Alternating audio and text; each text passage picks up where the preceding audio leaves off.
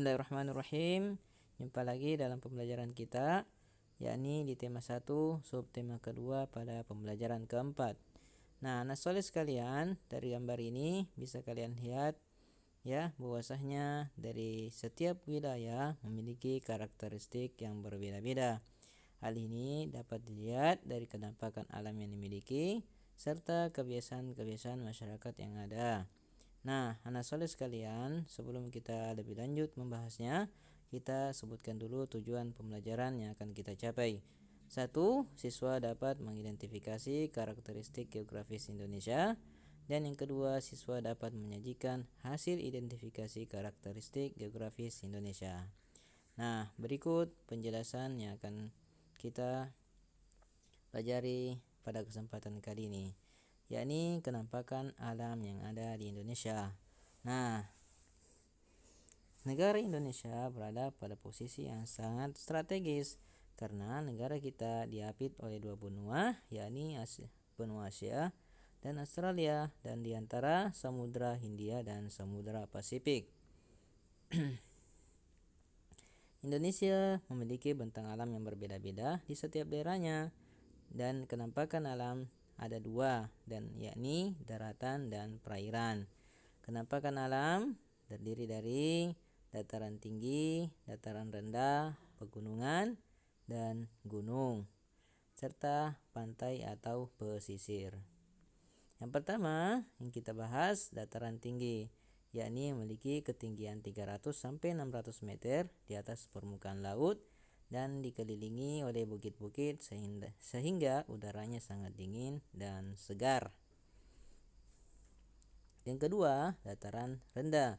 Nah, dataran rendah memiliki wilayah dataran yang relatif datar atau luas dan memiliki ketinggian kurang dari 200 meter di atas permukaan laut. Nah, berikut ini kita akan masuk lagi ke pegunungan. Pegunungan merupakan rangkaian gunung yang saling menyambung satu sama lain, yang dimana ketinggiannya mencapai 700 meter di atas permukaan laut. Yang berikutnya adalah gunung, di mana gunung ini merupakan bagian yang paling menonjol dibandingkan daerah sekitarnya, dengan ketinggian lebih dari 600 meter di atas permukaan laut. Nah, apa sih perbedaan dari gunung dan pegunungan? Nah, ternyata gunung itu merupakan bagian yang paling menonjol dibandingkan daerah sekitarnya, sedangkan pegunungan yakni merupakan rangkaian gunung yang saling menyambung satu sama lain. Nah, berikut ini kita masuk ke pantai, yakni wilayah yang menjadi batas antara lautan dan daratan dan sering dimanfaatkan sebagai objek wisata. Berikutnya, anak soleh sekalian, kenampakan alam wilayah perairan.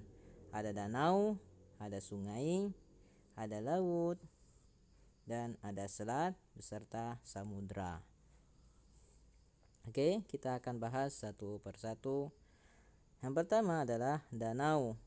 Danau ini adalah merupakan cekungan besar di permukaan bumi yang digenangi oleh air, bisa air tawar maupun air asin. Dan kebanyakan danau adalah air tawar.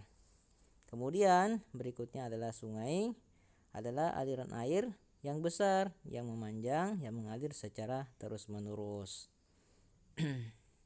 Berikutnya, anak soleh sekalian, kita masuk ke laut, ya. Nah, laut ini merupakan permukaan bumi yang sangat luas yang digenangi oleh air dan penghubung antar pulau satu dengan pulau yang lainnya. Nah, berikutnya selat. Nah, selat merupakan perairan yang sempit yang berada di antara dua pulau.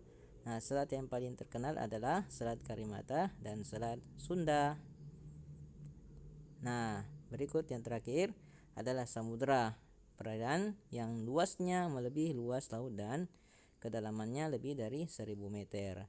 Nah, ini saja mungkin anak soleh yang dapat kita bahas pada kesempatan kali ini. Semoga bermanfaat dan anak soleh sekalian bisa memahaminya. Sekian dari Ustadz. Assalamualaikum warahmatullahi wabarakatuh. Jazakumullah khairan atas perhatiannya.